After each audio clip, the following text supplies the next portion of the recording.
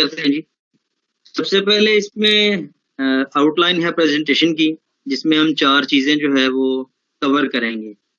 मेरी आवाज क्लियर है जी? जी जी, आपकी बात क्लियर है। जी जी, ठीक है, ओके। जैसा कि ये आपको स्लाइड में शो हो रहा है सबको कि प्रेजेंटेशन को 4 पार्ट्स में हमने तकसीम किया है।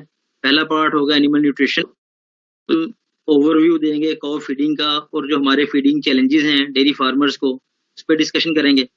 ड्राई मैटर क्या होते हैं और ड्राई मैटर को कैलकुलेट कैसे करते हैं, उसकी रिक्वायरमेंट कैसे जो है हम निकालते हैं कि एक जानवर को कितने चाहिए, एक काउ को कितने चाहिए। फॉडर को हम डिस्कस करेंगे कि ग्रीन फॉडर क्या है, उसकी इम्पोर्टेंस क्या है, और टाइप्स ऑफ फॉडर के कितनी टाइप्स के फॉडर हैं। तीसरे नंबर पे फिर फॉडर प्रिजर्वेशन टेक्निक्स हैं, जिसमें साइलेज मेकिंग, हे मेकिंग है और उसके एडवांटेजेस। चौथे नंबर पे है जी अफ्लाटॉक्सिन,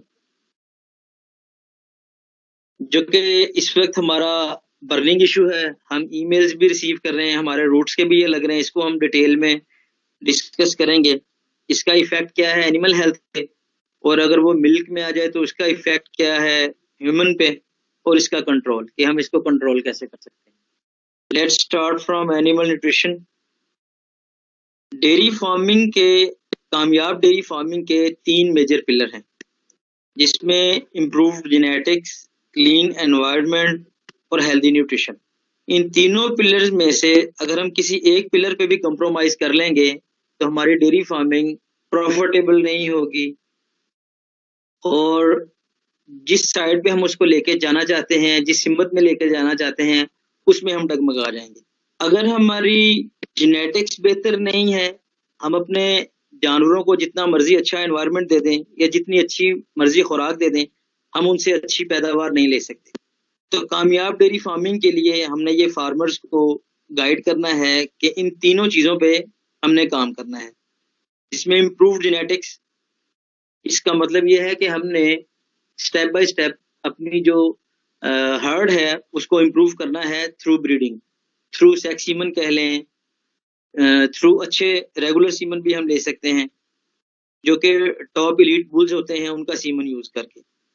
अगर हमारे पास वो अच्छी प्रोजनी आ जाएगी, अच्छे वो हर्ड बनेगा, तो फिर उसको अच्छा एनवायरनमेंट देना, कि एनवायरनमेंट कैसा कि वो वेल वेंटिलेटेड हो, टेम्परेचर कंट्रोल हो, वहाँ पे जानवर अपना 14 घंटे का डेली का जो आराम है वो कर सकता हो, क्यूबिकल्स बने हो या ऐसी जगह प्रोवाइड की जाए, सूखी जगह जहाँ पे वो बैठ के आराम अपना कर सके, जुगाली कर सके।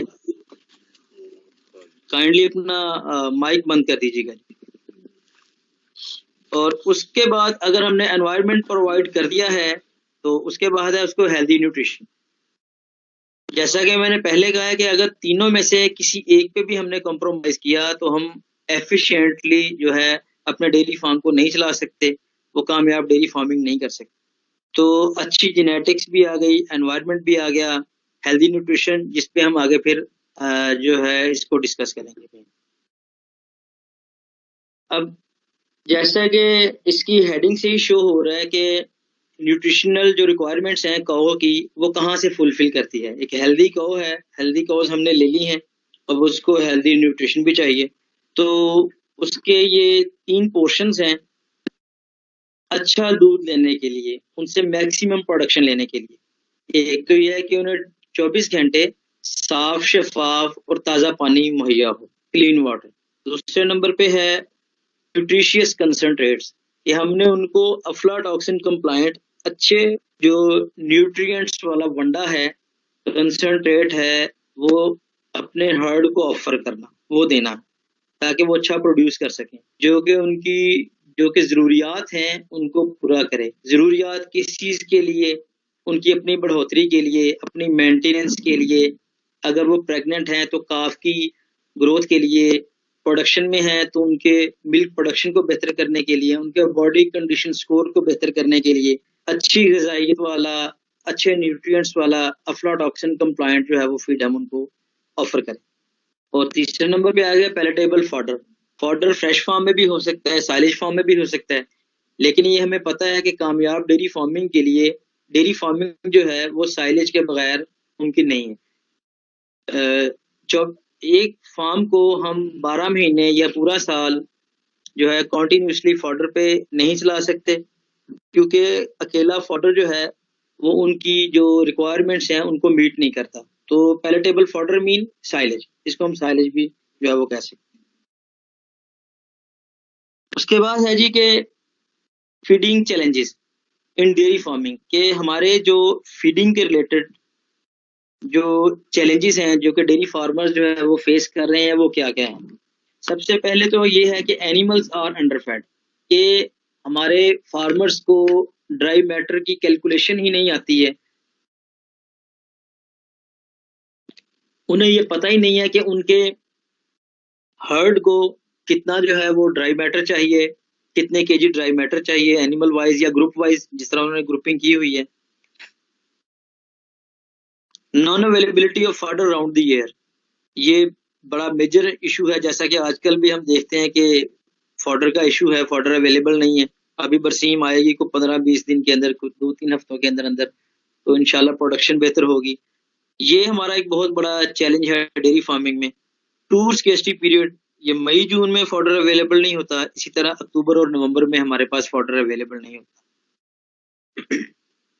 फॉडर प्रिजर्वेशन की जो टेक्निक्स हैं हे और साइलेज की, वो इतनी पॉपुलर नहीं है। वो बड़े फार्मर तो कर रहे हैं, लेकिन जो छोटा फार्मर है, छोटा सीडीएफ है या पीएफ है, जो जिनसे हमें कह लें कुछ 70-80% दूध आता है, उनके पास ये चीजें मुहैया नहीं होती हैं।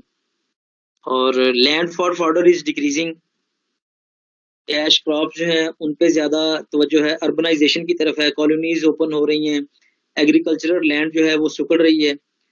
एग्रीकल्चरल लैंड सुकड़ने के साथ साथ हमारे फार्मर्स को चाहिए कि वो अच्छी वैरायटी वाले बीज जो हैं वो यूज करें ताकि पर एकड़ ज्यादा प्रोडक्शन लें, लेकिन उसकी अभी लिमिटेड अवेलेबिलिटी है हमारे फार्मर्स को। वो ट्रेडिशनल तरीके से ही और देसी देसी बीज यूज करते हैं और देसी तरीके से ही फिर उनको आगे उगाते हैं, रिलेक्टेंट हैं चेंज को करने के लिए, जिसकी वजह से ये बहुत बड़ा डेयरी फार्मिंग में।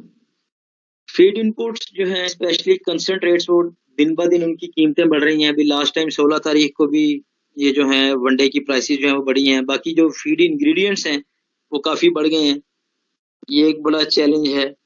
लो क्वालिटी फीड है कि हमारे जो फार्मर हजरात हैं वो कंप्रोमाइज कर जाते हैं फीड पे। वो इस चीज़ को फोकस नहीं करते हैं कि हम अच्छी फीड यूज़ करें, क्योंकि उन्हें अवेयरनेस ही नहीं है इस चीज़ की कि अगर वो बुरी चीज यूज कर रहे हैं जो कि सेहत के लिए ठीक नहीं है, कि वो क्या क्या असरात कर सकते हैं जानवर की प्रोडक्शन पे, रिप्रोडक्शन पे, उसकी हेल्थ पे। ये एक बड़ा फुकदान है। जैसा कि वो हमारे फार्मर मोस्ट जो है वो रोटी के टुकड़े वो यूज कर लेते हैं, खल यूज करते हैं, तो ये मेजर सोर्स हैं अफ्लाटॉक्सिन का, और ये बहुत बड़ा चैलेंज है हमारा डेयरी फार्मिंग। आगे आ गया जी फीड स्टफ। फीड स्टफ होता क्या है? फीड स्टफ दो किस्म के होते हैं। एक है व्हाट इज फॉरेज। फॉरेज क्या है? सिंपली इसको हम कह सकते हैं कि ये फॉडर को ही फॉरेज कहते हैं, जो कि वेजिटेटिव पोर्शन ऑफ प्लांट होता है, इसको फॉरेज कहते हैं। इसमें फाइबर ज्यादा होता है। कंसंट्रेट जो है ये सिंपली इसको हम वंडा कह सकते हैं, कि इसमें इसकी क्वालिटी अच्छी होती है, इसमें फाइबर कम होता है। ये सीरियल ग्रेन से और मील्स से जो है ये बनता है, मिलिंग की बाई प्रोडक्ट से ये बनता है, मिल्स के बाई प्रोडक्ट्स। इसमें चोकर है, मकई है, मेज ग्लूटन है, राइस पॉलिश है, सोयाबीन मील है, कैनोला मील है।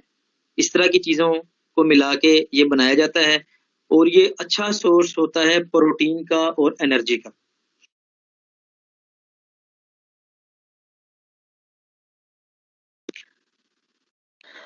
फीडिंग, फीडिंग में सबसे पहले हम देख रहे हैं कि what nutrients does a cow need, कि एक गाय को डेली बेसिस पे क्या चाहिए, खुराक में क्या क्या चाहिए। उसमें वाटर है, प्रोटीन है, कार्बोहाइड्रेट्स है, फैट्स, मिनरल और विटामिन्स। ये कहाँ से आएंगे? पानी तो हमें पता ही है कि पानी तो हमने ही उसको प्रोवाइड करना है, या पानी जो है इसको कह लें कि ये चारे में भी होता है, लेकिन मोस्टली ये हमें उनको ऑफर करना पड़ता है 24 घंटे खुला, साफ और ताज़ा पानी में। बाकी जो चीज़ें हैं, ये कुछ वनडे से मिलती हैं, मोस्टली बल्कि वनडे से मिलती हैं, बाकी कुछ जो है ये साइलेज से एनिमल्स को मिलती हैं। और फैट्स के लिए हम उन्हें बाईपास फैट भी दे सकते हैं। मिनरल्स और विटामिन्स ये वनडे में भी होते हैं, लेकिन इसकी अगर प्रोडक्शन ज़्यादा है जानवर की, तो फिर हम उनको इसकी ऑरली फीडिंग भी करते हैं, जिसमें मुख्तलिफ किस्म के ये ब्रांड्स अवेलेबल हैं मार्केट में, मिनरल्स के, डीसीपी के, और इसी तरह विटामिन्स जो है, विटामिन्स की भी थेरेपी जो है वो ऑन एंड ऑफ जो है हम 15 दिन बाद, महीने बाद जो इंजेक्शन जो है उनको दे सकते हैं। वैसे ये अवेलेबल होते हैं साइलेज में भी और वनडे में भी, मुख्तलिफ न्यूट्रिएंट्स में भी। बेसिकली ये चाहिए क्यों, ये जानवर को ये चीज़ें क्यों चाहिए? इसलिए चाहिए, ये साइड पे अगर आप देखेंगे, उसकी लाइफ के लिए, मतलब उसकी अपनी मेंटेनेंस के लिए, ज़्यादा लाइफ के लिए, उससे ज़्यादा सुए लेने के लिए, उसके थर्मोरेगुलेटरी सिस्टम को बेहतर करने के लिए, टेम्परेचर जो है उसके इक्विलिब्रियम के लिए, उसकी ग्रोथ के लिए, मिल्क के लिए, फीटस की ग्रोथ के लिए और अपने वेट गेन के लिए ये चीज़ें चाहिए। बैलेंस्ड फीड राशन में ये सारी चीज़ें होती हैं। एक कंप्लीट जो फीड होती है उसमें ये सारे जो हैं कंपोनेंट्स ऑफ फीड होते हैं, जो कि उसकी रिक्वायरमेंट्स जो हैं उनको फिर ये मीट करते हैं, जिसकी वजह से फिर जानवर हेल्दी होता है, अच्छा प्रोड्यूस करता है, 1 काफ पर ईयर हमें वो देता है, और हम उससे ज़्यादा सुए जो हैं वो भी ले सकते हैं। बॉडी कंडीशन स्कोर उसका बेहतर होगा और उसमें हेल्थ के इश्यूज कम आएंगे, जितनी उसकी डाइट जो है वो बेहतर होगी। ये थोड़ा सा आपको इलेबोरेट करने के लिए बताया है, क्योंकि आगे हमने ड्राई मैटर पे जाना है। तो फीडिंग कंपोनेंट्स में सिर्फ ये 2-3 ऊपर वाले आपको पता होना चाहिए कि खुराक का जो मेजर पोर्शन है उसमें क्या क्या चीज़ें हैं। उसमें पानी है और खुश्क मादा। बाकी नीचे हमें जाने की इतनी ज़रूरत नहीं है, क्योंकि हमने वाटर और जो ड्राई मैटर है उसको हमने डिस्कस करना है मेनली इसमें आगे जाके। पानी पानी सबसे एसेंशियल ज़रूरत है डेयरी फार्म में जानवरों के लिए, जो कि एक जो बड़ी गाय है उसको डेली बेसिस पे कम से कम 100 से, या मैं कम से कम की बात कर रहा हूँ, कम से कम 100 से 120 लीटर पानी डेली चाहिए होता है। क्यों चाहिए होता है? उसकी कुछ चीज़ें जो है ये हमने इस पे लिखी हुई हैं कि पहली बात तो ये है कि बॉडी जो वेट है, बॉडी का 60 to 70% ऑलरेडी वाटर होता है। उसका जो बॉडी की जो कंपोजिशन है उसका तकरीबन 60 से 70% जो है वो पानी होता है। इसी तरह जो मिल्क है उसमें 85 to 87% वाटर होता है। जैसा कि पहले कहा कि ये चाहिए क्यों, इसको अपना मेटाबॉलिज्म के लिए चाहिए, डाइजेशन के लिए चाहिए, एक्सक्रीशन के लिए, जैसे कि ब्रेक डाउन ऑफ फीड है जो कि उसके स्टमक में जाके होनी है, उसके लिए चाहिए। फिर वो यूरिन करता है, या मूवमेंट ऑफ फीड है स्टमक से फिर आगे, उसके लिए, थर्मोरेगुलेटरी सिस्टम के लिए उसको चाहिए, सर्कुलेशन के लिए, ब्लड सर्कुलेशन के लिए, क्योंकि मेजर पार्ट है ब्लड का भी। और 24 घंटे ये ऑलरेडी हमने डिस्कस किया है, बताया कि ये अवेलेबल होना चाहिए। और सबसे जो क्रिटिकल चीज है वो लास्ट पे जो फिक्रा है कि अगर 20 से लॉस ऑफ बॉडी पानी का हो जाए तो उससे डेथ भी हो सकती है डिहाइड्रेशन की वजह से। तो water is very essential part of animal feed shed. तो इसकी जो फरावानी है ताज़ा पानी की, वो 24 घंटे हमने इंश्योर करवानी है फार्म। और ये तभी मुमकिन है जब जानवर खुले होंगे। नीचे उर्दू में लिखा हुआ है कि जानवर खुले होने चाहिए, पानी में ये सरो, इसकी वजह से भी 2 से 3 लीटर दूध जो है पर एनिमल का जो है प्रोडक्ट बेहतर हो जाता है।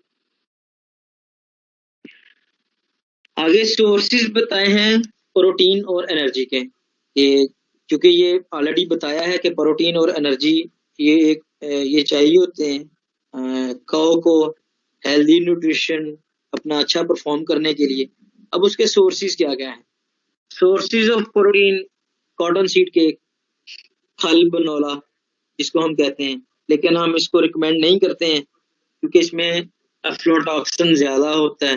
Rape seed cake, sunflower cake में मोस्टली जो केक्स हैं और मील्स हैं ये प्रोटीन सोर्स होते हैं।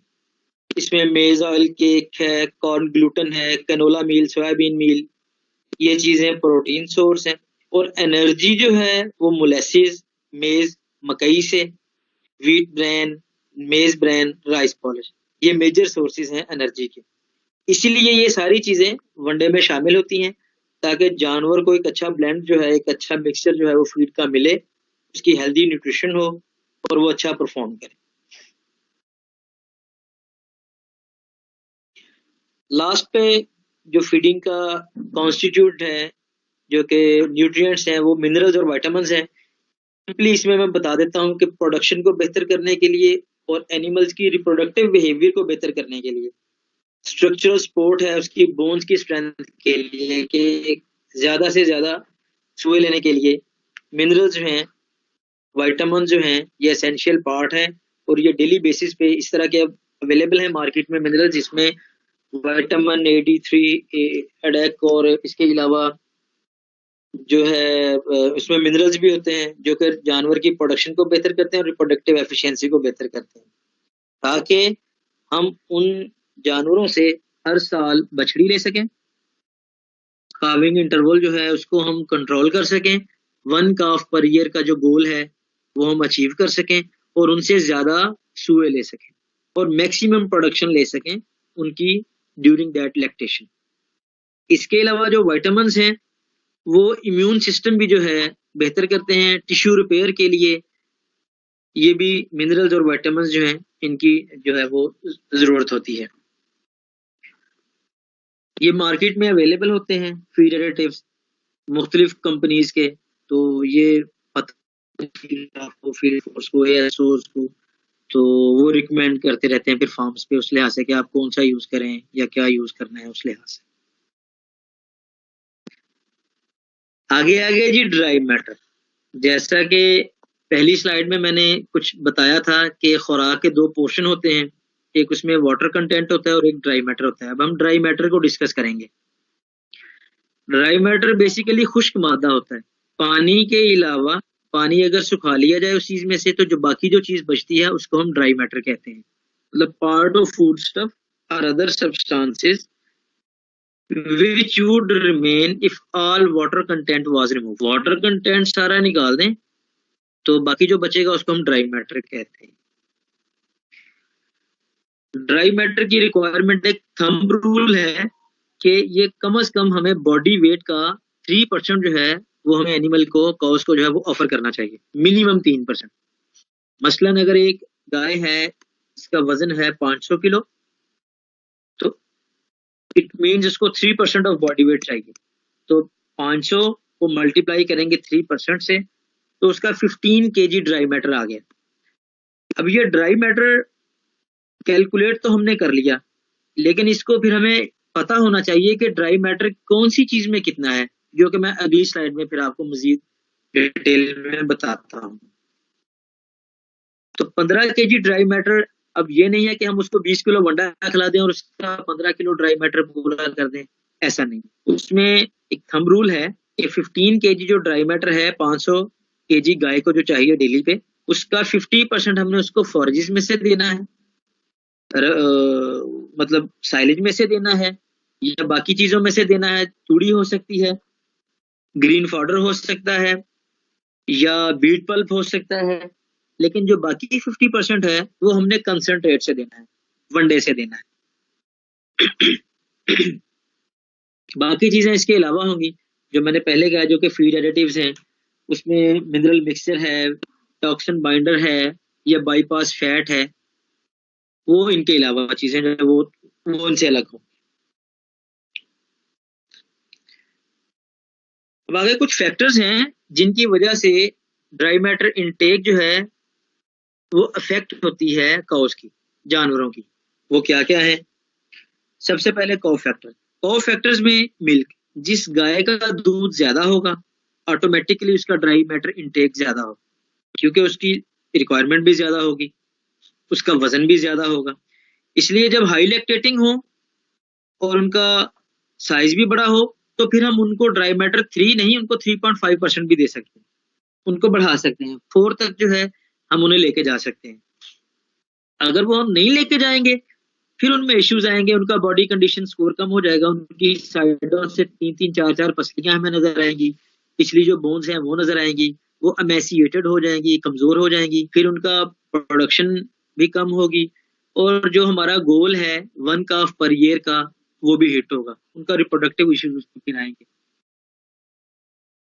मिल्क सॉलिड्स जिन ये भी अफेक्ट करते हैं ड्राई मैटर इनटेक को, जिनके ज्यादा होते हैं मिल्क सॉलिड, उनका ड्राई मैटर इनटेक ज्यादा होता है। काओ का साइज, उसकी मेच्योरिटी, छोटी गाय छोटा खाएगी, बड़ी गाय बड़ा खाएगी। डेज इन मिल्क, कितने दिन हो गए उसको दूध देती हुए को। जेनेटिक्स, जेनेटिक्स में जेनेटिकली भी कुछ जो जो जानवर हैं वो ज्यादा खाते हैं, लाइक हॉल्स्टीन फ्रीजियन जो है उसका ड्राई मैटर इनटेक ज्यादा है, और जो जर्सी है उसका ड्राई मैटर इनटेक कम है, क्योंकि उसका साइज छोटा है। इसी तरह फिर फॉरेज फैक्टर्स, फॉरेज फैक्टर्स हैं जो कि ड्राई मैटर इनटेक को अफेक्ट करते हैं। उसमें फॉरेस्ट की मेच्योरिटी, उसका टेक्सचर, उसकी कंडीशन, कहीं उसको फफूंदी तो नहीं लगी हुई, अगर लगी होगी तो ड्राई मैटर इनटेक जो है वो जानवर का कम हो जाएगा। उसकी पीएच, अगर पीएच नॉर्मल से कम है या ज्यादा है वो भी अफेक्ट करेगी। कंडीशन उसकी, फर्मेंटेशन, अगर फर्मेंटेशन प्रॉपर नहीं हुई है तो उसमें से स्मेल आएगी, या ओवर फर्मेंटेड हो गया है तब भी उसमें से स्मेल आएगी, तो ड्राई मैटर इनटेक कम हो जाएगी, क्योंकि एनिमल उसको लाइक नहीं करेगा। कंसंट्रेट फैक्टर्स हैं, उसका टेक्सचर, उसकी कंडीशन, मोल्ड अगर लगी है, फफूंदी लगी है तो भी इनटेक कम होगी। फ्रेशनेस, अगर वो फ्रेश नहीं है तो ये भी इफेक्ट करेगी उसकी इनटेक को। एनवायरमेंटल फैक्टर्स, जिसमें अगर हमारे एनिमल्स की हाउसिंग अगर बेहतर नहीं है, वो वेल वेंटिलेटेड नहीं है, वहाँ पे टेम्परेचर कंट्रोल नहीं है, वहाँ पे ह्यूमिडिटी ज्यादा है, एक्सेस टू फीड नहीं है, मतलब खुरलियां बहुत दूर बन गई हैं, फीडिंग टेबल आगे बन गया है, या उनकी नेकरेल बहुत नीचे लग गई है, तो जानवर की आगे नहीं हो जाती है गर्दन उसको पिक करने के लिए। लाइटिंग है, वहाँ पे लाइट का इशू, ये सारे एनवायरमेंटल फैक्टर्स हैं जो कि अफेक्ट करते हैं climate intake. People factor, other than above all factor is people factor. कुछ लेबर, बाज औकात ये होता है कि कोई लेबर छुट्टी पे चली गई, तो किसी और लेबर ने उनको जो है वो ऑफर करना है उनकी फीडिंग, तो वो उन्हें पता नहीं होगी कि किस किस ग्रुप को कितनी देनी है, या उनका बिहेवियर एनिमल्स के साथ ठीक नहीं है, तो ये पीपल फैक्टर जो है ये भी इफेक्ट करते हैं dry matter intake.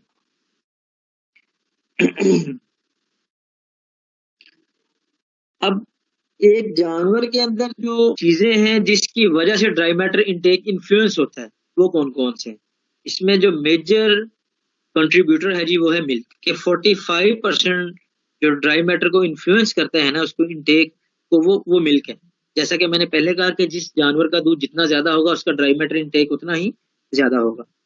Feed, feed 22%, अगर फीड 22% फीड जो है ये इसका इन्फ्लुएंस है ड्राई मैटर इनटेक पे।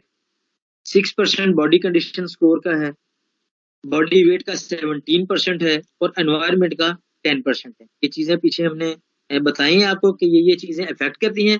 आगे उनकी पोर्शन पोर्शन है, प्रोपोर्शनेट है कि कितने परसेंट जो है उनका उसमें दारोमदार है, उनका जो है इन्हिसार है, जिसकी वजह से जो है वो अफेक्ट होते हैं, वो ये चीजें।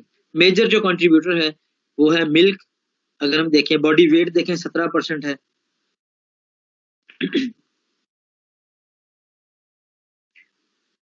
आगे हमारा दूसरा पोर्शन शुरू हो गया जी फॉडर का, कि एनिमल न्यूट्रिशन को हमने डिस्कस किया, उसके चैलेंजेस को डिस्कस किया, फीड कंपोनेंट्स को डिस्कस किया, उसमें वाटर है, इन सब चीज़ों को जो है हमने डिस्कस किया। न्यूट्रिएंट्स को डिस्कस किया, सोर्सेज ऑफ प्रोटीन और एनर्जी है उसको हमने एलेबोरेट किया है। अब हम ड्राई मैटर को डिस्कस किया। अब अगला जो हमारा पोर्शन था वो था फॉडर्स का, कि टाइप्स ऑफ फॉडर्स वो कौन सी हैं और इनकी इम्पोर्टेंस क्या है। तो इसको हम स्टार्ट करते हैं। सबसे पहले importance of fodder in dairy farming. तकरीबन 65 से 70% जो डेली बेसिस के अखराजात हैं डेयरी फार्मिंग के, वो फीडिंग के। तो जिसने अपनी फीड को जितना अच्छा मैनेज करेगा, जितना इसमें कॉस्ट को कंट्रोल करेगा, उतना वो डेयरी फार्मिंग जो है वो उतनी है वो बेहतर होगी। तो इसमें हमने ये जो कौ है ये चेंज को भी इतना पसंद नहीं करती, सडन चेंज इन फीड को ये लाइक नहीं करती है। तो इसमें हमने इन चीजों को डिस्कस कर, तो ये टाइप लेट्स कंटिन्यू जी अगेन। ये टाइप्स ऑफ फॉडर, ये हाँ जी मैंने तीनों जो है ये एलेबोरेट कर दी हैं। Evergreen fodder, perennial, winter fodder और समर फॉडर, इनको हमने डिस्कस कर लिया। अब ये जो चार्ट है इनको काइंडली आप लोग अच्छी तरह देख लें, इनको रिव्यू कर लें कि इसमें हमने बताया है कि कौन से चारे में हम फी एकड़ कितनी पैदावार ले सकते हैं और कितनी उनमें प्रोटीन है और कितना उनमें ड्राई मैटर है, उनमें कितना खुश्क मादा है। ऊपर जो है ये समर फॉडर्स हैं जिसमें मकई, ज्वार, सदाबहार, बाजरा, मार्ट ग्रास, गुवारा, इसका दिया गया है कि फी एकड़ कितनी पैदावार हम उनसे ले सकते हैं और उनका आगे ड्राई मैटर क्या है और उनकी आगे प्रोटीन कितनी कितनी है। इसी तरह हमने ये नीचे जो है ये विंटर फॉडर्स की दी हुई है, बरसीम, लूसर्न, जई और राई ग्रास। पर एकड़ कितनी पैदावार है, उनका ड्राई मैटर कितना है और उनकी प्रोटीन कितनी है। मोस्टली जो हमारे फार्म्स पे चारा यूज होता है वो है जी, साइलेज यूज होता है वो है जी मकई का, जो कि हमारे फार्मर्स जो हैं ये यूज करते हैं टू गेट मैक्सिमम प्रोडक्शन।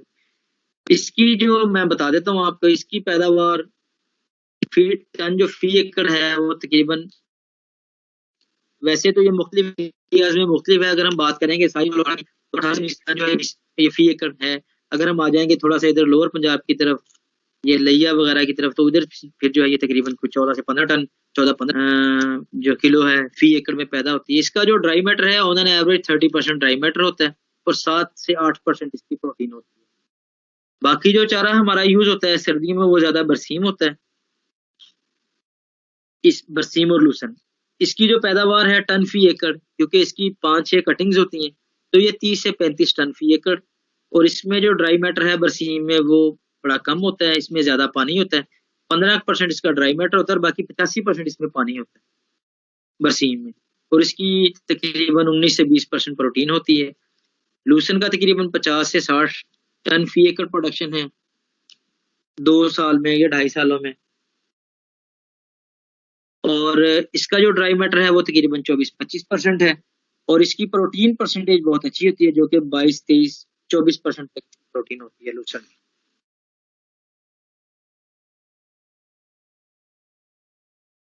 आगे हैं जी चैलेंजेस, कि ग्रीन फॉडर को मैनेज करने में जो डिफरेंट किस्म के चैलेंजेस हैं वो कौन कौन से हैं। क्योंकि मैंने पहले ये बात एलेबोरेट की है कि डेयरी फार्मिंग जो है वो साइलेज के बगैर मुश्किल है, नामुमकिन है।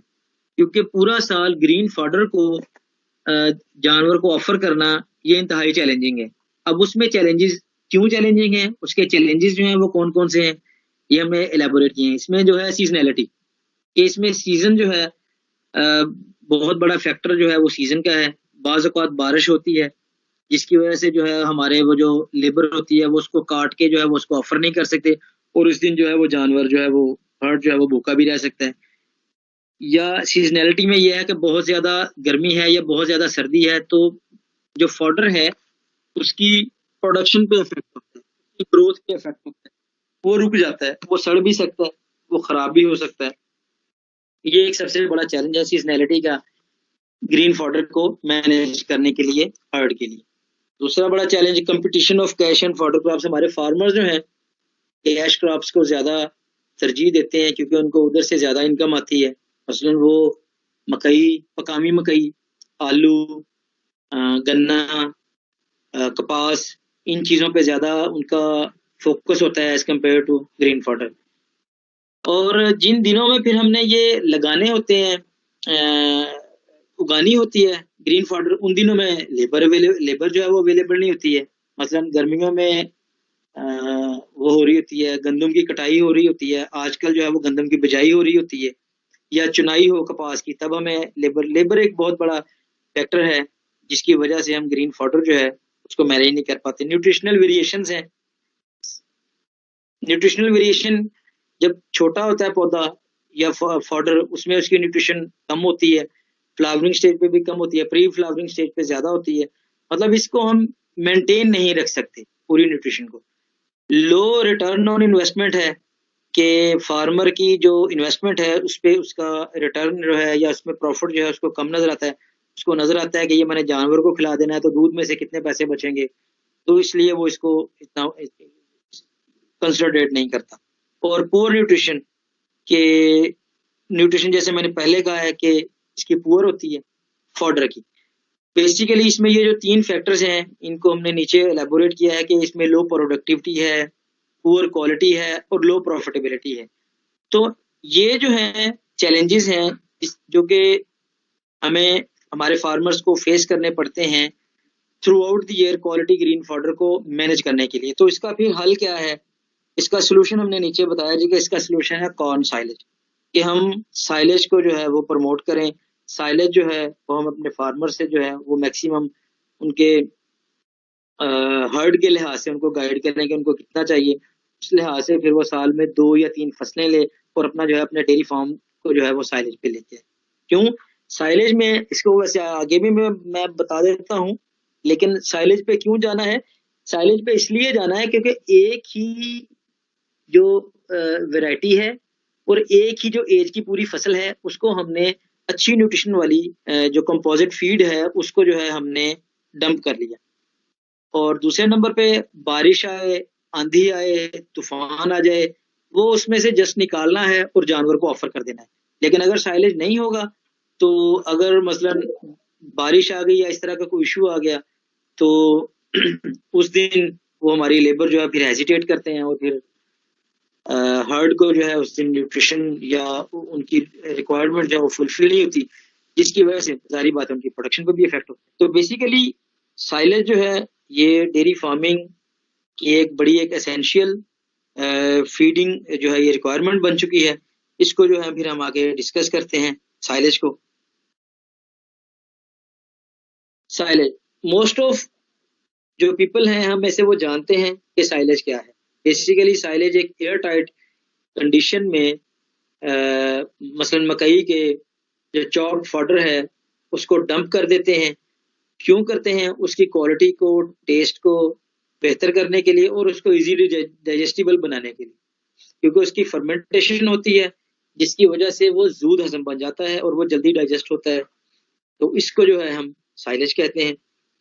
तो इसमें होता क्या है कि वो फर्मेंटेशन होती है एनारोबिक, ऑक्सीजन की गैर मौजूदगी में, उसको एनारोबिक फर्मेंटेशन कहते हैं। लैक्टोबैसिलस बैक्टीरिया होते हैं जो कि इस पे फिर जो है वो अमल करते हैं, जिसकी वजह से ये फर्मेंटेशन होती है।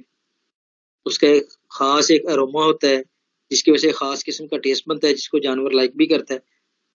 और ये रिजल्टिंग जो फॉडर होता है वो रेंडर टेस्टी होता है, इजीली डाइजेस्टिबल होता है, जो कि मैंने आपको ये चीजें पहले बता दी। बेसिकली ये कहने के ये जानवरों का एक किस्म का अचार ही होता है, कि जैसे अचार होता है ये, इसको भी हम कह सकते हैं कि जानवरों का अचार है, एक स्टोर्ड फीड है जिसको हम रेगुलर भी यूज करवा सकते हैं और स्पेशली उन दिनों में जब फॉडर अवेलेबल नहीं है, ताकि हम उस हर्ड से, डेयरी फार्म से जो है वो एक यूनिफॉर्म मिल्क प्रोडक्शन जो है वो ले सकें। क्वालिटीज इसकी क्या है? प्रिजर्व फर्मेंटेड कॉर्न फॉरेज की हाई एनर्जी फॉरेज है जी। इसमें स्टार्च होती है क्योंकि इसमें दाना होता है, 30% इसमें ग्रेन होता है, दाना होता है, जो कि एनर्जी सोर्स है। इसमें हाई एनर्जी फॉरेज है जो कि और किसी ऑर्डर में ये नहीं है, इसलिए हम कॉर्न साइलेज को जो है ये रिकमेंड करते हैं। इसका ड्राई मैटर ज्यादा होता है, 30%, मैंने पिछली स्लाइड में आपको बताया। ये डायरेक्ट कट किया जा सकता है, इसको फील्ड में से हम डायरेक्ट कट कर सकते हैं, चॉप भी कर सकते हैं, तो उसके बाद हम इनको फिर डंप कर सकते हैं। पैलेटेबल होता है, इसमें कार्बोहाइड्रेट ज्यादा होते हैं जो कि एनर्जी सोर्स है। और आइडियल फॉर फर्मेंटेशन, बहुत सारे ऐसे होते हैं कि उनको अगर हम इसी तरह 40 डेज के लिए डंप करें तो वो ज्यादा ही गल सड़ जाते हैं।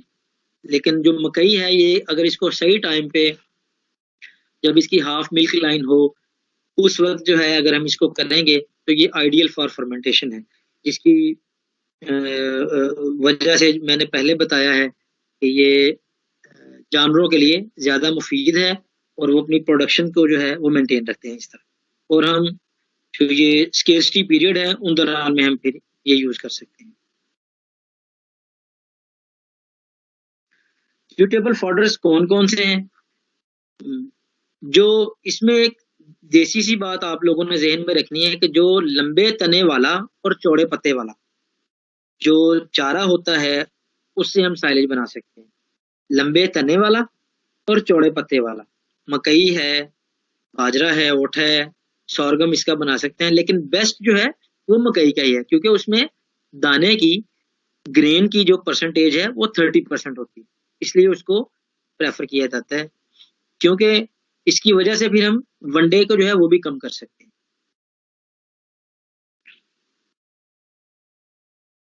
अब साइलेज बनाना कब है? हमने देखना है ये है कि हमारी फसल क्या इस काबिल हो गई है कि हम उसका साइलेज बना लें। तो उसका यही तरीका है कि हम छली तोड़ेंगे, छली लेके उसको दरमियान में से तोड़ के अगर उसकी ये जो आपको ये दाने नजर आ रहे हैं हाफ मिल्क लाइन इसको बोलते हैं, अगर ये स्टेज है तो this is the best and ideal time for silage में। इस स्टेज पे हम साइलेज हमें साइलेज बनाना चाहिए। ये इस वक्त फुल न्यूट्रिशन होती है छली में, दाने में, और ये कह लें कि ये होल्ड रखता है अपने अंदर न्यूट्रिएंट्स को।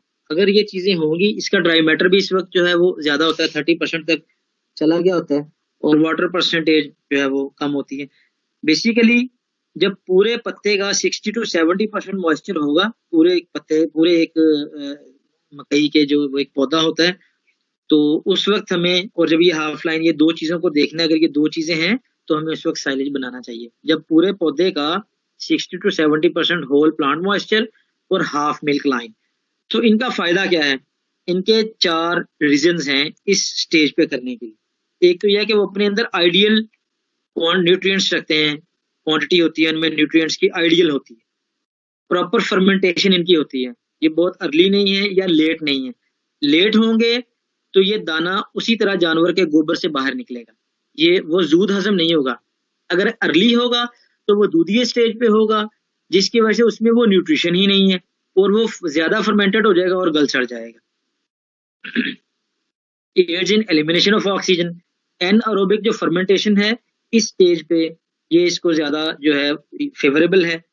एनारोबिक फर्मेंटेशन को ये ज्यादा बेहतर तरीके से होने देते हैं या करते हैं। प्रोवाइड्स सफिशिएंट कार्बोहाइड्रेट, इस टाइम पे इनमें एनर्जी कंटेंट ज्यादा होता है, कार्बोहाइड्रेट स्टार्च लेवल ज्यादा होता है, एनर्जी लेवल। तो ये इसलिए बताया कि जब हाफ मिल्क लाइन हो तब हमें जो है ये साइलेज जो है उस वक्त जो है फसल का बनाना चाहिए।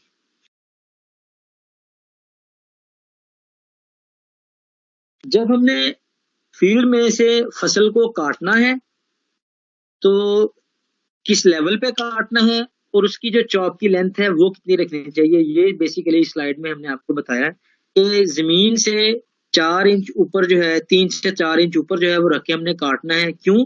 ताकि उसमें एक तो वो नीचे से सख्त होता है क्योंकि वो डाइजेस्टिबल नहीं होता, और दूसरे नंबर पे उसमें मट्टी जाने के चांसेस ज्यादा हो जाते हैं। तो इसलिए ये हम 3 से 4 इंच ऊपर से काटेंगे और उसको फिर हम आगे जो है वो डंप करेंगे। उसकी जो चॉप लेंथ है वो लेस देन एन इंच होनी चाहिए, 1 इंच से जो है वो बड़ा उसका पार्टिकल साइज नहीं होना चाहिए। जैसा कि ये आप इसके हाथ में ये देख सकते हैं कि फार्मर ने अपने हाथ में उस जो है चॉप फॉडर जो है जिसका साइलेज बन रहा है उसको आप देख सकते हैं कि इसमें ग्रेन जो है ये भी हमें नजर आ रहा है कि एक ग्रेन के जो है 2 से 3 पीस जो है ये हुए, 2 से 3 या 4 पीसेस जो है एटलीस्ट होने चाहिए ताकि वो जूद हजम हो। और यही मेन सोर्स है कार्बोहाइड्रेट का, एनर्जी का। ये अगर सही नहीं होगा तो वो गोबर में से निकलेगा, तो हमें वो फार्मर को जो है वो लॉस होगा इसका। इसलिए ये दो चीजों को भी वाइल मेकिंग साइलेज, इन चीजों को भी जहन में रखना है कि हमने जमीन से 3-4 इंच ऊपर से काटना है और उसका साइज 1 इंच से ज्यादा नहीं रखना है। और जो कॉर्न वो जो है उसमें जो कॉर्न क्रैकर होता है वो कम से कम जो मकई का दाना है उसके 2 से 3-4 जो है उसके पीस लाजमी, कम से कम 2, लेकिन 3-4 पीस उसके लाजमी करें ताकि वो जूद हजम हो और हमें उसके लॉसेस ना हो, फीड के लॉसेस ना हो।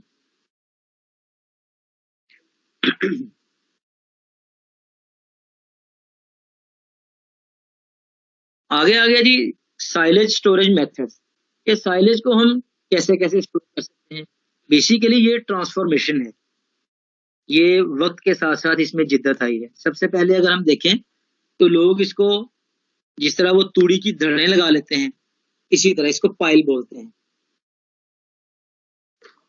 सिंपल जमीन के नीचे शॉपर बिछाया, उसके ऊपर फसल चॉप फॉडर रखा, उसकी प्रेसिंग की, फिर उसको ऊपर से ढांप के शॉपर के साथ और उसके ऊपर से लपाई कर दी। इसको हम कहते हैं पाइल मेथड। उसके बाद फिर इसमें ट्रांसफॉर्मेशन हुई, जिद्दत आई, लोग पिट की तरफ चले गए, क्योंकि इसमें एक खास रकबे के अंदर और एक खास जगह के अंदर उसको डंप किया गया, पिट जमीन के अंदर। इसमें भी नीचे वो शॉपर बिछाएंगे, ऊपर चारा डालेंगे, प्रेसिंग करेंगे, ऊपर फिर शॉपर डाल के उसको उस तरह करेंगे। उसके बाद जो अभी है बंकर, ये हमें आजकल जो है हमें ये नजर आ रहा है कि लोगों ने, फार्मर्स ने अपने हर्ड के लिहाज से कैलकुलेट करके जो है वो बंकर जो हैं वो बनाए हुए हैं। और ये आप देख सकते हैं, ये दीवारें बनी हुई हैं, पक्की दीवारें उन्होंने बनाई हैं।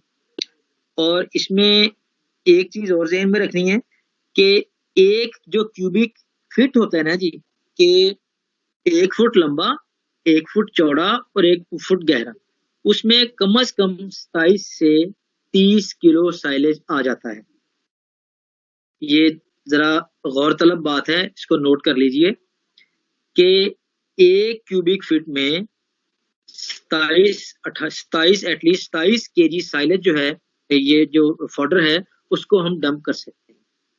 उस लिहाज से फिर फार्मर अपनी कैलकुलेशन करके या हम उसको गाइड कर सकते हैं कि वो कितना बड़ा जो है या कितने वो बंकर बनाए, कितना जो है वो उसमें स्टोर वो कर सकता है, कितने अरसे के लिए स्टोर कर सकता है।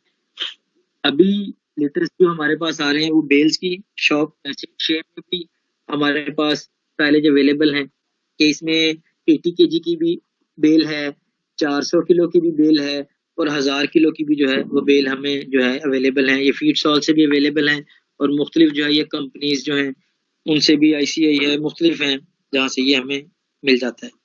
अभी जो लेटेस्ट है उसमें टेक्नोलॉजी, उसमें साइलो बैग है।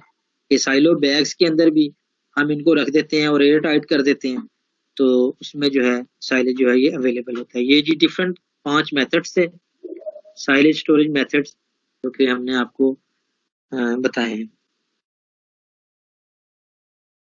अब आगे यूज ऑफ इनोकुलेंट्स। इनोकुलेंट होता क्या है?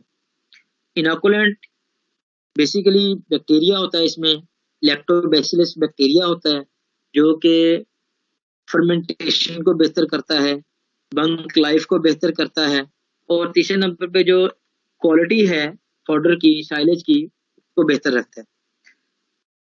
इनाकुलेंट्स मुख्तलिफ कंपनीज के ये अवेलेबल हैं, इनको हम साइलेज पे स्प्रे कर सकते हैं। तो इसके जो फवायद हैं वो साइड में मैंने जैसे आपको बताया कि ये फर्मेंटेशन में हेल्प करता है, ड्राई मैटर लॉसेस को ये कम करता है, वैल्यूएबल जो प्रोटीन होती हैं, शुगर्स होती हैं, उनको कंजर्व करता है, उनको लॉस नहीं होने देता। बंक लाइफ को बेहतर करता है, कि जो बंकर के अंदर साइलेज है उसकी लाइफ को बेहतर करता है, उसकी जो हीटिंग है उसको कंट्रोल करता है, जो वैल्यूएबल न्यूट्रिएंट्स है करता है, और ये फीड की पैलेटेबिलिटी जो है, जो कह लें कि जायका है, उसको ये बेहतर बनाता है। और ओवरऑल जो ये उसकी साइलेज की जो क्वालिटी है उसको भी बेहतर करता है इनोकुलेंट। और बेसिकली इससे जल्दी तैयार भी हो जाता है। कंपनीज ये बताती हैं हमें कि ये 25 से 28 दिन के अंदर अंदर जो है, वैसे 40 डेज के लिए हम डंप करते हैं, लेकिन अगर इनोकुलेंट यूज किया जाए तो 25 से 28 दिन के अंदर जो है वो साइलेज रेडी हो जाता है। मतलब आफ्टर 30 डेज या 1 महीने के अंदर अंदर हम उसको जो है यूज कर सकते हैं। इनसाइलिंग, जो साइलेज मेकिंग का प्रोसेस है उसको हम इंसाइलिंग कहते हैं। इसमें 3 मेजर कंसिडरेशंस हैं जिनको हमने माइंड में रखना है वाइल मेकिंग साइलेज। सबसे पहले तो यह है कि जब फसल चॉप कर ली, काट ली, तो फौरी तौर पे उसकी हमने इंसाइलिंग करनी है, फौरी तौर पे रैपिडली करना है। क्यों? ताकि उसमें डस्ट, उसमें एयर, उसमें पानी, उसमें बारिश, ये वो इस तरह का कोई जो है वो मसला ना आए। उसको फौरी तौर पे हमने बंकर्स में जो है वो लाना है। और उसकी दूसरा जो कंसिडरेशन है उसकी प्रेसिंग, इतनी प्रेसिंग करनी है, इतनी प्रेसिंग करनी है, जैसे कि मैंने पहले आपको बताया कि 1 क्यूबिक फीट में 27 किलो जो है वो आना चाहिए लाजमी, ताकि वो एयर टाइट हो और उसमें ऑक्सीजन ना रहे, और ऑक्सीजन की गैर मौजूदगी में जो है उसकी एनारोबिक जो है वो फर्मेंटेशन हो। जितनी फर्मेंटेशन अच्छी होगी उतना इजीली डाइजेस्टिबल होगा, उतनी उसकी क्वालिटी बेहतर होगी, उतने ही उसमें जो उसके न्यूट्रिएंट्स हैं वो कंजर्व रहेंगे, ज़ाया नहीं होंगे, जिसकी वजह से जानवर भी उसको लाइक करेगा। और जितना अच्छा ये प्रेस होगा, इट मीन्स उसमें अफ्लाटॉक्सिन या फफूंदी जो फफूंदी लगती है उसके चांसेस भी कम हो जाते हैं। अगर प्रेसिंग सही नहीं होगी तो उसमें अफ्लाटॉक्सिन के चांसेस बढ़ जाते हैं अफ्लाटॉक्सिन लगने के। तीसरे नंबर पे है कवर सिक्योरली, कि इंसाइलिंग के दौरान उसको प्रॉपर प्रेसिंग करने के बाद प्लास्टिक कवर के साथ अच्छी तरह कवर करके, लिपाई करके ऊपर उसके टायर वगैरह जो है वो हम रख सकते हैं। ये 3 कंसिडरेशंस जहन में रखनी है, या हमने फार्मर को गाइड करनी है while making silage.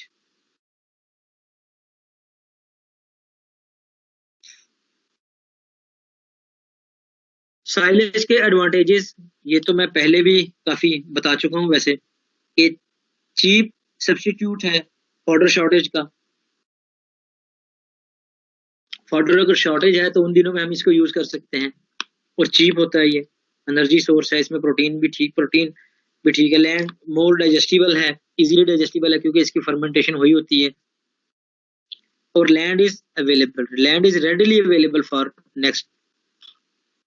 Next crop, अगली क्रॉप के लिए लैंड हमें जल्दी मिल जाती है। और एनिमल, जैसा कि उमर ने ये क्वेश्चन किया था चेंज, वो देखें, animals get nutritious feed whole year, कि जानवर को एक ही किस्म की खुराक पूरा साल मिलती है, उसमें सडन चेंज नहीं आती, उसको एक ही खुराक और एक ही मतलब लाइफ की खुराक है उसमें। मसलन 70-75 दिन का जब चारा हुआ, हमने सारी फसल को काटा और उसमें मैक्सिमम न्यूट्रिशन है उस वक्त उस फसल के, जिनको हमने कंजर्व कर लिया, ना वो अर्ली स्टेज पे थी ना वो लेट स्टेज पे थी, बेस्ट उसके टाइम पे हमने उसको कंजर्व किया और एनिमल को ऑफर किया। और अगली बात, एडवांटेजेस साइलेज का, चाहे बारिश आए, आंधी आए, जो मर्जी आए, हम अपने बंकर में से निकाल के, फार्मर बंकर में से निकाल के उसको ऑफर कर सकता है अपने एनिमल्स को। और लो एक्सपेंडिचर है लेबर फोर्स का।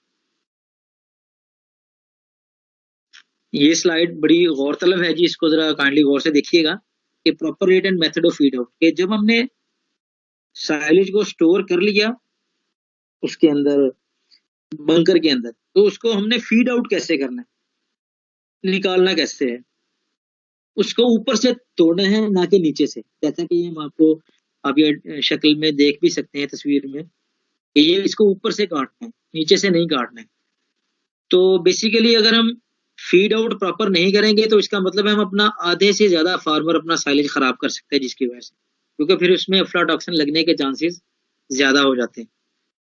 तो बेसिकली इसमें ये जो लॉस होता है वो ज्यादा शुगर का होता है, स्टार्च, कार्बोहाइड्रेट, उसका नुकसान होता है, जो कि जानवर की एसेंशियल रिक्वायरमेंट है प्रोडक्शन के लिए, अपनी मेंटेनेंस के लिए। Critical for hot periods of year, minimum 6 inches per day हमने उसको कट लगाना है, इससे ज्यादा का कट नहीं लगाना है, 6 इंच का कट जो है वो लगाना है। और इसका जो मेजर इफेक्ट होता है वो इसकी पैलेटेबिलिटी पे, इसकी कंजप्शन पे और इसकी परफॉर्मेंस पे होता है। अगर हम इन चीज़ों को फोकस नहीं करेंगे तो ये पैलेटेबिलिटी को भी खराब करेगा, उसकी कंजप्शन को, एनिमल कंजप्शन को भी खराब करेगा, और उसकी वजह से जो उसकी परफॉर्मेंस है, एनिमल की परफॉर्मेंस है, उसको जो है ये भी खराब करेगा। तो बेसिकली साइलेज बना लिया, लेकिन साइलेज बनाने के बाद उसको बंकर में से निकाल के जानवर को खिलाना, इस पे भी हमें अपने फार्मर को गाइड करना है कि आपने 6 इंच से ज्यादा कट नहीं लगाना और ऊपर से इसको काट के डालना है। और जब काट लिया तो उसके बाद इसको प्रॉपर फिर एयर टाइट करना है, आगे शॉपर अच्छी तरह देना है। ये नहीं है पहले एक्सट्रीम राइट से कट कर लिया, शाम को एक्सट्रीम लेफ्ट से कट कर लिया, मतलब एक तरतीब से चलना है। हमने फार्मर को ये गाइड करना है, अदरवाइज उसके लॉसेस हो सकते हैं। 50% से ज्यादा उसका साइलेज का ड्राई मैटर का लॉस हो सकता है।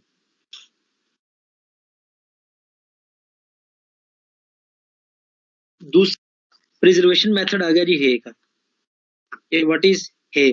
हे क्या है? बेसिकली जैसा कि साइलेज का मैंने बताया कि ये तने वाली और चौड़े पत्ते वाली फसलों का साइलेज बनाया जाता है। हे जो है ये छोटे तनों वाली और छोटे पत्तों वाली फसलों का हे बनाया जाता है। बेस्ट जो लूसन का है, अल्फा अल्फा का। इसमें बेसिकली होता क्या है, इसमें बेसिकली जो वाटर कंटेंट होता है उसको हमने बीच में से एवापोरेट करना होता है। ड्राई फॉर्म में हमने फसल को लेके आना होता है। मैक्सिमम उसमें 10 से 15% ड्राई जो है वो मॉइस्चर जो है वो रह जाए। उस फेज में हमने फॉडर को लेके आना होता है, उसको हे बोलते हैं, हे मेकिंग। इसमें सबसे जैसा कि आप तस्वीर में से देख सकते हैं कि हमने फसल को काटा, काट कर उसके बाद उसको हमने खेत में जो है धूप लगने के लिए उसको डाल दिया। और इतनी धूप लगवानी है कि उसमें मॉइस्चर कंटेंट मैक्सिमम 15% हो और उसके पत्तों की जो ग्रीनिश है वो ज्यादा खत्म ना हो, उसमें थोड़ी थोड़ी ग्रीनिश जो है वो रहनी भी चाहिए। तो ये उसके बाद उसकी फिर जो है हम वो गठरियां गांठें जो है बेल जो है वो बना के उनको स्टोर कर सकते हैं। और ये पड़ा पड़ा खराब नहीं होगा। क्यों? क्योंकि इसमें पानी नहीं होता, पानी बहुत कम होता है। तो ये इनको हम गठरियों के ऊपर गठरियां रख के इनको सेव कर सकते हैं। ये हम ऑफर कर सकते हैं अपने एनिमल्स को। ये बेस्ट अल्फा अल्फा का ये बेस्ट सोर्स है प्रोटीन का। अगर ये हम ऑफर करेंगे तो इससे हम अपने जो है फीडिंग कॉस्ट जो है उसको भी कम कर सकते हैं, वंडा जो है वो कम कर सकते हैं।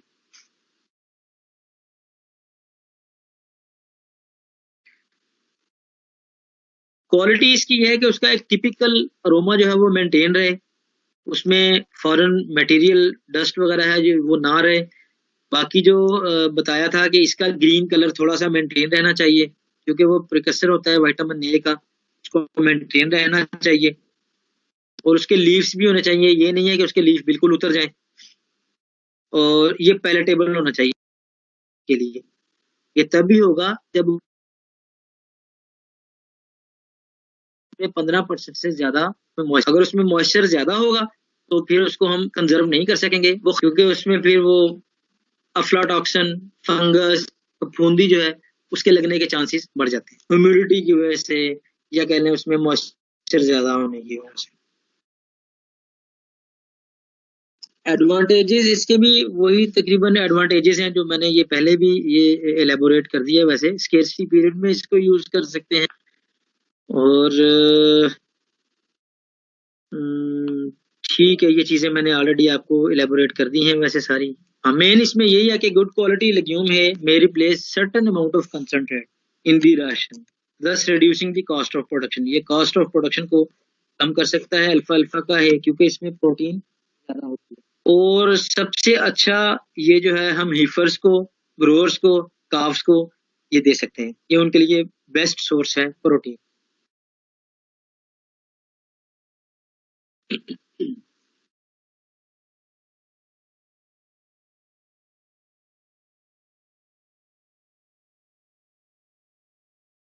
स्लाइड आ गई अगली? हाँ जी। हमारा जो टॉपिक है लास्ट पे एफ्लाटॉक्सिन्स एंड, जो कि हमारा इस वक्त बर्निंग इशू भी है। इस वक्त हमें इस पे जो है वो ज्यादा डिस्कशन की जरूरत है।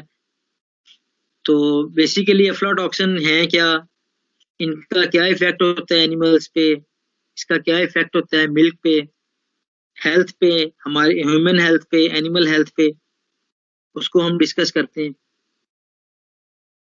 बेसिकली एफ्लाटॉक्सिन ये माइकोटॉक्सिन्स की एक किस्म है जो कि फंजाई, दो किस्म की फंजाई एस्परजिलस फ्लेवस और एस्परजिलस पैरासिटिकस से जो है होता है। और एफ्लाटॉक्सिन वाली खुराक खाने से जो जहरीले मादे पैदा होते हैं जानवर के जिस्म में, उसको अफ्लाटॉक्सिकोसिस कहते हैं। उसकी वजह से जो पॉइजनिंग होती है उसको अफ्लाटॉक्सिकोसिस कहते हैं। अब ये होता कहाँ से, ये इसकी नेचुरल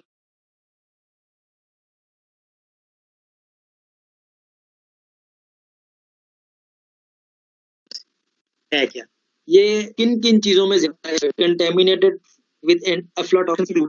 सीरियल्स, सीरियल्स जैसे कि बताया पहले कि दाने, इसमें सोरगम है, मिलेट है, राइस है, व्हीट है। इनमें हो सकता है ऑयल सीड्स हैं जिनमें से ऑयल निकाला जाता है, ग्राउंडनट है, सोयाबीन है, सनफ्लावर है, कॉटन है, इनके बीज में भी नेचुरल अक्रेंस है इसकी।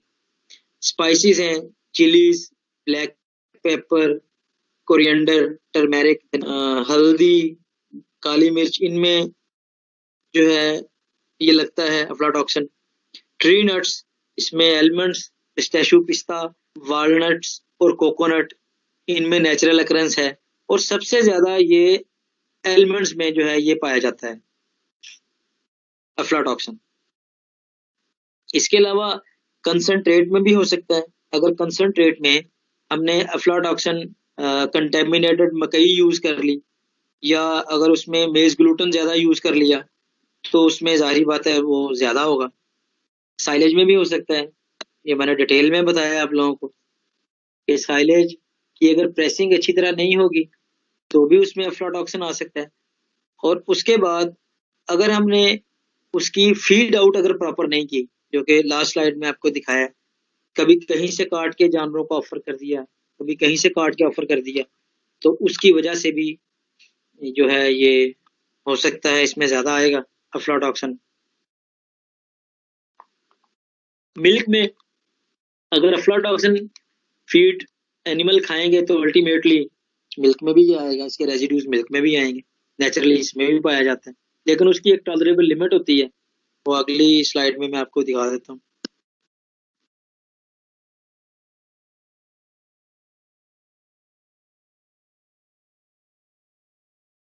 अब जो एनिमल फीड्स हम उन्हें सीड केक्स, स्पेशली खल बनोला, ये जो खल बनोला, ये इसमें सबसे ज्यादा अफ्लाटॉक्सिन होता है। ये इसमें तो ये rich source of aflatoxin.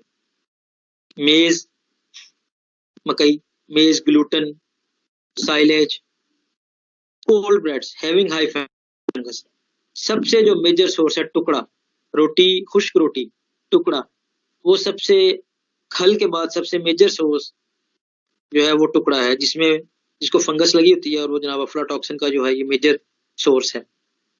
Bakery by products हैं, उनमें भी ये ज्यादा होता है। ये वो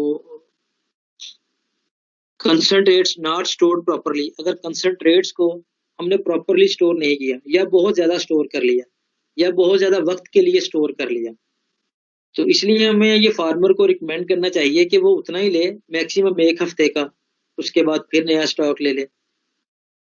एक तो ये फ्रेश आना चाहिए, और दूसरे नंबर पे जहां पे इसको स्टोर करना है वो कैसे करना है, वो वैसे अगली स्लाइड में है, लेकिन मैं बता भी देता हूँ कि इसको हमने, वो जिस जहां पे हमने इनको स्टोर करना है वो रूम वेल वेंटिलेटेड हो, वहां पे लाइट भी हो, और जमीन के नीचे, जमीन से ऊपर तकरीबन 4, 5, 6 इंच ऊपर हम प्लैंक्स फट्टे लगा के, और दीवारों से भी 3, 3, 4, 4 इंच हटा के हम इसको रखेंगे, ताकि नीचे से भी हवा जाए और साइडों से जो है वो हवा जाए।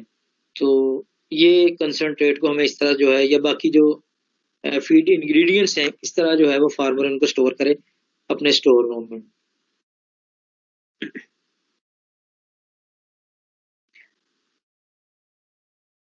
बेसिकली चूहे वगैरह, रोडेंट्स, गुलेरियां वगैरह, ये भी आती हैं, तो वो भी जमीन के नीचे जो बैग्स पड़े होते हैं उनसे, उनमें से निकाल के वो खाते हैं।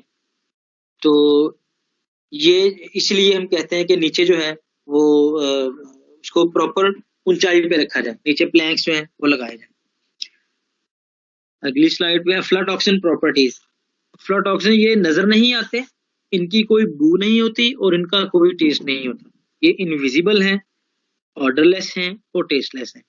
नीचे देखें, मोल्डी ग्रेन, माइकोटॉक्सिन्स प्रोबेबल, इनमें 100% माइकोटॉक्सिन्स है। लेकिन ये जो साउंड ग्रेन है ये ठीक है, लेकिन अगर इनकी स्टोरेज प्रॉपर नहीं होगी तो इनमें भी माइकोटॉक्सिन, फफूंदी, अफ्लाटॉक्सिन जो है इनमें भी आ सकता है। बेसिकली इसमें कुदरती तौर पे तो थोड़ा होगा, लेकिन उसको कंट्रोल किया जा सकता है कि हम उसको फंजीसाइड लगा के या उसकी बाद में प्रॉपर स्टोरेज जो है अच्छी तरह करके इनको रखा जाए, ताकि इनमें जो है वो खत्म हो जाए फफूंदी वगैरह। लेकिन अगर हम कुदरती तौर पे जो इनमें मौजूद है, अगर हम उनको अच्छी तरह स्टोर नहीं करेंगे या फंजीसाइडल नहीं लगाएंगे तो उसकी वजह से इनमें ज्यादा जो है वो अफ्लाटॉक्सिन की मिकदार जो है वो ज्यादा बढ़ जाए।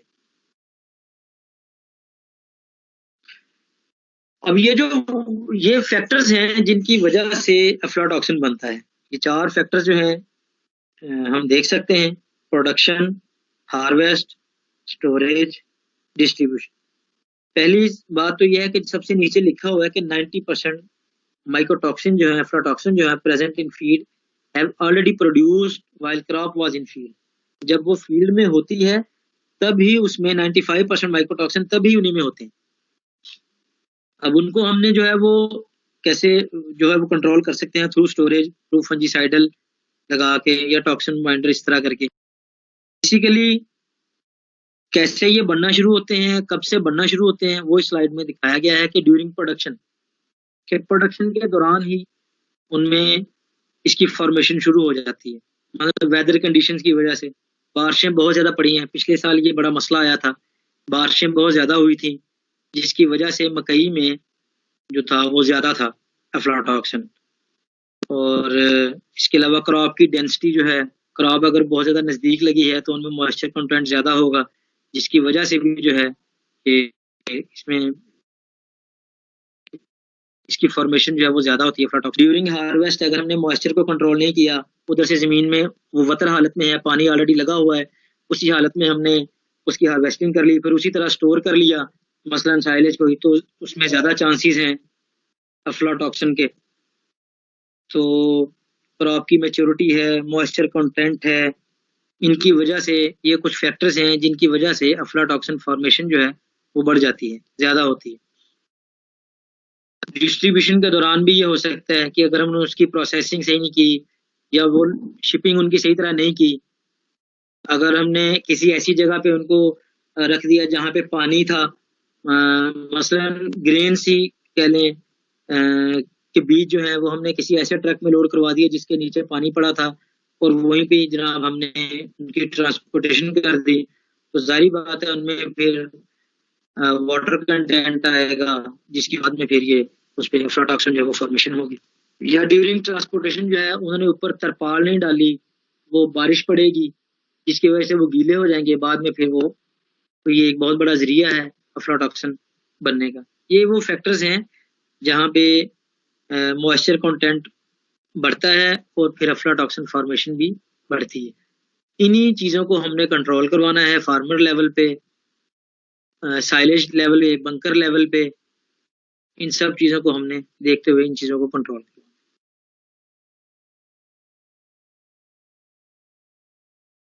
अफ्लाटॉक्सिन की लाइफ, क्या माइको ये जो अफ्लाटॉक्सिन है क्या हम इनको खुराक में से खत्म कर सकते हैं? नहीं, ये जो आ गया ये खत्म नहीं होगा, ये रहना ही रहना है। इसलिए हमें शुरू से ही ऐसे फार्मर को गाइड करना है कि इस तरह के बीज यूज करने हैं जो कि फंगस से पाक हो, उनको फंजीसाइडल लगा हो, और उसके बाद फिर उनको जब पानी लगाना है या हार्वेस्टिंग करनी है फसल की तो उसमें पानी बहुत ज़्यादा नहीं होना चाहिए। मतलब हर चीज़ को हर स्टेप पे जो है हमने मद्देनज़र रखना है कि उसमें वाटर कंटेंट को जो है वो नहीं बढ़ने देना या उस लेवल पे रखना है ताकि वहाँ पे कंट्रोल रहे, क्योंकि बिल्कुल ये ख़त्म नहीं हो सकता, ये तो रहना तो है ये उसमें। बाकी चाहे फर्मेंटेशन हो जाए, मसलन मेज की फसल है, मकई की, उसकी चाहे हमने उसका साइलेज बनाया, चाहे उसकी फर्मेंटेशन कर लें, इनोकुलेंट डाल के उसकी फर्मेंटेशन भी हो जाए, चाहे वो साल के लिए पड़ा रहे, जो मर्जी हो जाए, उसमें जो एक दफा अफ्लाटॉक्सिन आ गया है वो खत्म नहीं हो सकता, वो उसमें रहेगा। ये ध्यान में रखना है, ये खत्म नहीं होता, ये एलिमिनेट नहीं किया जा सकता फर्मेंटेशन से भी, ड्यूरेशन टाइम से भी, हीट से भी, ये उसमें रहेगा।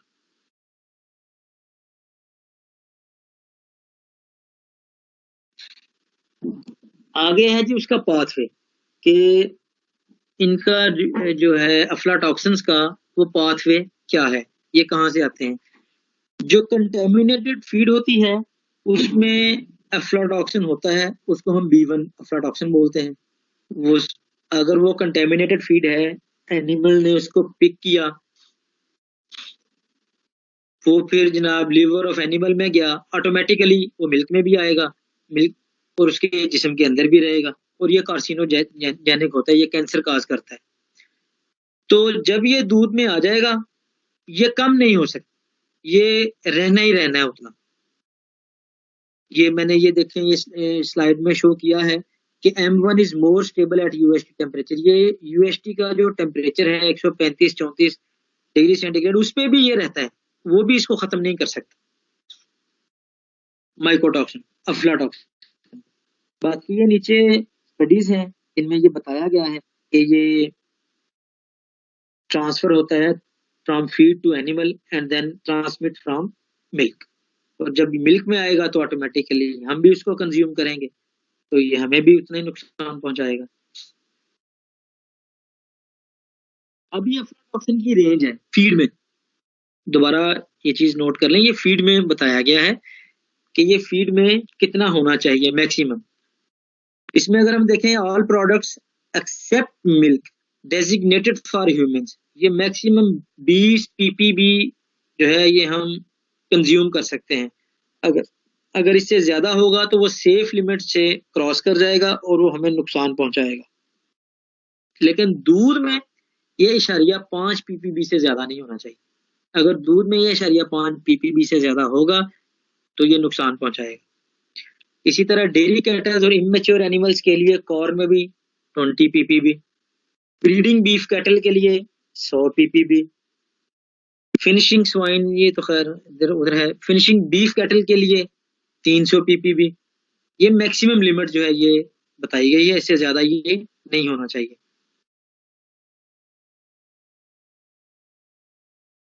और इसी तरह कॉटन सीड मील जो है एज अ फीड इंग्रेडिएंट, ये भी जो है 300 ppb। और all other feed stuff 20 ppb, ये इससे ज्यादा नहीं होना चाहिए इनसे, बल्कि इनसे भी ये कम होना चाहिए। जितना कम होगा उतनी वो सेफ फूड होगी।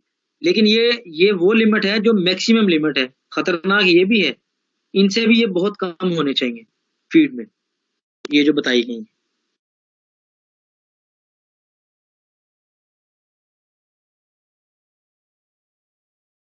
अब एनिमल्स पे जो अफ्लाटॉक्सिन्स हैं उसके क्या इफेक्ट होते हैं। इसका सबसे पहला इफेक्ट तो होगा जी कि डिक्रीज फीड इनटेक, जानवर की फीड इनटेक कम होगी, उसमें से वो अरोमा आएगा, वो पैलेटेबल नहीं होगा, जानवर उसको लाइक नहीं करेगा। तो इसका मतलब है कि उसकी फीड इनटेक कम होगी। जब फीड इनटेक कम होगी तो ऑटोमेटिकली मिल्क प्रोडक्शन डाउन होगी, दूध कम होगा। और जब फीड इनटेक कम होगी तो ऑटोमेटिकली जानवर कमजोर भी होगा, वो एमेसिएशन की तरफ जाएगा, उसका जो है वो बॉडी कंडीशन स्कोर जो है वो भी कम होगा। और फीड एफिशिएंसी वो भी कम होगी, कि जो कन्वर्जन है फीड की, जितना वो खाएगा, जितना वो दूध बनाना है, वो भी कम होगी, क्योंकि वो अच्छी फीड नहीं है, वो अफ्लाटॉक्सिन कंटेमिनेटेड फीड है। उसके बाद अगर उसने वो इंटेक कर ली, अगर वो कंटेमिनेटेड फीड जानवर ने इंटेक कर ली, तो उसके क्या नुकसान हैं जानवर को। उसमें उसको गैस्ट्रोएंटराइटिस, उसका एंट्राइटिस हो सकता है, उसको मैदे के जो है वो प्रॉब्लम हो सकते हैं, इंटेस्टाइनल हेमोरेजिस, उसमें हेमोरेजिस बन सकते हैं, ब्लड क्लॉट्स जो है वो हो सकते हैं, ह्यूमन का जो फंक्शनिंग है वो उसकी बेहतर नहीं होगी, वो दूध हजम नहीं कर सकेगा, वो हजम नहीं कर सकेगा खुराक को। और इसके अलावा उस जानवर को डायरिया लगेगा, उसमें कीटोसिस के जो है वो भी इश्यूज आएंगे। तीसरे नंबर पे उन्हीं जानवरों में रिप्रोडक्टिव के इश्यूज आएंगे, इरेगुलर हीट्स आएंगी, कभी जानवर बोलेगा हीट में आएगा, कभी नहीं आएगा। अगर हीट में आ गया, हमने उसको इंसेमिनेशन करवा दी, तो उसका कंसेप्शन रेट कम होगा, वो रिपीट ब्रीडिंग करेगा, वो बार बार फिरेगा, उसमें सिस्ट भी बन सकती है, ओवेरियन सिस्ट भी बन सकती है। अगर वो प्रेग्नेंट हो गई तो उसका एम्ब्रियो भी लॉस हो सकता है, वो दोबारा उसका बच्चा वो जाया हो जाएगा, वो दोबारा फिर हीट में आ जाएगी। ये मेजर लॉस है फार्मर के लिए अगर उसने अफ्लाटॉक्सिन वाली फीड अपने जानवर को दे दी। मिल्क में हमने सबसे पहले कि उसमें मेस्टाइटस आएगा, उसमें उसकी जो है वो मिल्क कंटेमिनेशन जो है वो आएगी, कंटेमिनेटेड मिल्क आएगा और मिल्क प्रोडक्शन उसकी कम होगी। और आखिर में है लेमनेस, कि लेमनेस के इश्यूज जो हैं वो बढ़ जाते हैं अफ्लाटॉक्सिन फीड की वजह से, जिसमें जिस खुराक में अफ्लाटॉक्सिन ज्यादा होता है उन जानवरों में लेमनेस के इश्यूज भी ज्यादा आते हैं। इसको इसको उर्दू में लंगड़ापन कहते हैं, जानवर लंगड़ा के चलता है। डांसिंग कॉज भी इसको बोलते हैं, कि वो एक साइड पे जिसको पंजाबी में भी कहते हैं लंग मार के चलना, वो सही तरह नहीं चल सकेंगे वो जानवर। ये भी आप देख सकते हैं इन पिक्चर्स में, इफेक्ट्स ऑफ अफ्लाटॉक्सिन। ये प्रोलैप्स देखें, ये एक्सट्रीम जो है ऊपर राइट वाली पिक्चर में ये जानवर को प्रोलैप्स हो गया, पीछा बाहर आ जाना, ये मसला बना है। नीचे देखें ये उसका वो ब्लड आ रहा है, उसका जो है एम्ब्रियो वो जाया हो गया है। ऊपर देखें तो वो जानवर जो है वो बड़ा एमेसिएटेड है, कमजोर है, उसकी हड्डियां निकली हुई हैं। और ये भी देखें जानवर कितना लागर हो गया है, कमजोर हो गया है। ये है एफ्लाटॉक्सिन के बैड इम्पैक्ट्स जो कि एनिमल्स पे आते हैं। जानवर बार बार हीट में आएगा, मेस्टाइटिस आएगा, साड़ू जिसको बोलते हैं, कमजोर होगा जानवर, बार बार प्रेग्नेंट नहीं होगा, दूध कम होगा, फीड इनटेक कम होगी, जिसकी वजह से वो एमेसिएशन की तरफ जाता है। अफ्लाटॉक्सिन बिल्कुल जी ये दूध में भी आता है, जैसा कि बताया कि अगर टॉलरेबल लिमिट 20 ppb है, जैसा कि डेयरी कैटल के लिए बताई थी, अगर उससे ज्यादा या अफ्लाटॉक्सिन की जो फीड जो है वो जानवर कंज्यूम करेगा तो उतना ही ज्यादा वो मिल्क में भी आएगा। और अगर ये 0.5 ppb से ज्यादा मिल्क में आएगा तो वो ह्यूमन हेल्थ के लिए भी उतना ही खतरनाक है, कार्सिनोजेनिक है ये।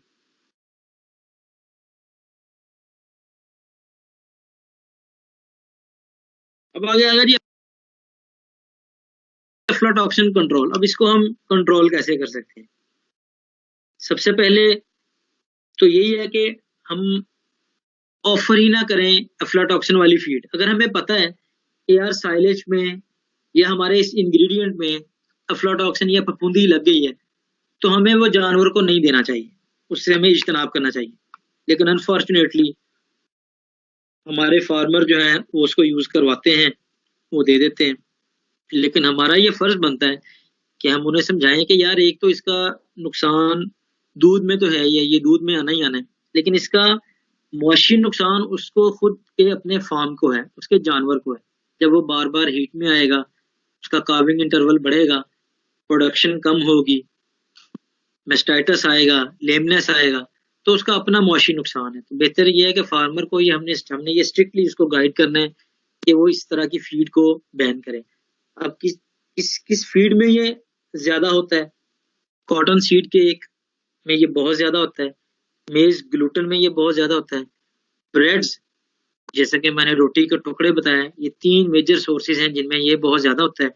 तो ये हमने कंट्रोल करवाने हैं फार्म लेवल पे। उसके बाद हमने 15 दिन से ज्यादा जो है फार्मर को गाइड करना है कि स्टोर ना करे।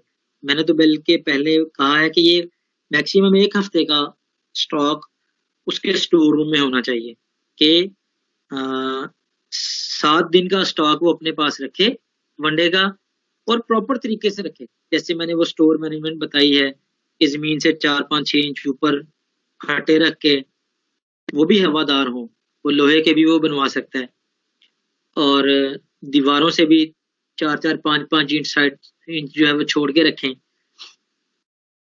तो इससे जो है काफी हद तक कंट्रोल हो सकता है। आई वो नीचे आ गया store management. Store must be well ventilated होना चाहिए। Concentrate must be stored over wooden pallets, wooden कर लें या वो लोहे के भी वो फार्मर बनवा सकता है, एटलीस्ट 6 इंच ऊपर रखे, ताकि वो मॉइस्चर जो है उसमें ना जा सके, मॉइस्चर को कंट्रोल करने के लिए। और एक जो मेजर चीज है वनडे की एक्सपायरी डेट, उसको फार्मर को गाइड करें कि वो कि वो उस पर कंप्रोमाइज ना करे। हाँ सर, कि वो एज पर जो रिकमेंडेशंस हैं, एक वो अफ्लाटॉक्सिन कंप्लाइंट फीड ले, और दूसरे नंबर पे वो एक्सपायरी ना हो, वो एक्सपायर्ड ना हो। एक्सपायरी को वो लाजमी देखे, जब भी वो बैच मंगवाए किसी भी कंपनी से तो वो एक्सपायर्ड नहीं होना चाहिए। और आगे अगर silage must be stored properly, silage को प्रॉपरली स्टोर करें, उसमें कंटेमिनेटेड जो है उसको बिल्कुल यूज ना करवाए।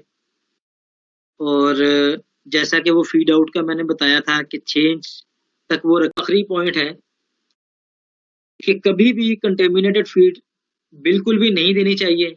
क्यों? क्योंकि ये पॉइजन है और ये डेथ भी कॉज कर सकता है जानवर की, इससे डेथ भी हो सकती है। ये आगे जी स्टोर मैनेजमेंट, जिस तरह वो बताया है कि ये दीवार से कोई 4-5 इंच के फासले पे है और जमीन से भी कोई 5-6 इंच ऊपर है। ये लकड़ी के भी बनवाए जा सकते हैं, ये लोहे के भी बनवाए जा सकते हैं। रोडेंट्स भी ना आए, चूहे गिलहरियां इस तरह की वो चीजें भी इनको खराब ना कर सकें। और दूसरे नंबर पे इनको दीवारों से जो मॉइस्चर है वो भी ना मिले। और तीसरे नंबर पे ये वेल वेंटिलेटेड हो। बेसिकली इसमें मॉइस्चर ही कंट्रोल करना है ताकि मॉइस्चर ना आए। अगर मॉइस्चर आएगा उसकी वजह से उल्ली लगेगी और वो फिर सोर्स है अफ्लाटॉक्सिन का, उससे फिर वो कंटेमिनेशन जो है उसकी बढ़ेगी।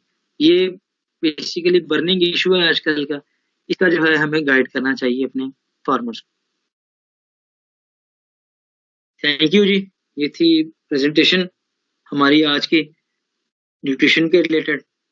तो अब इसमें हम डिस्कस कर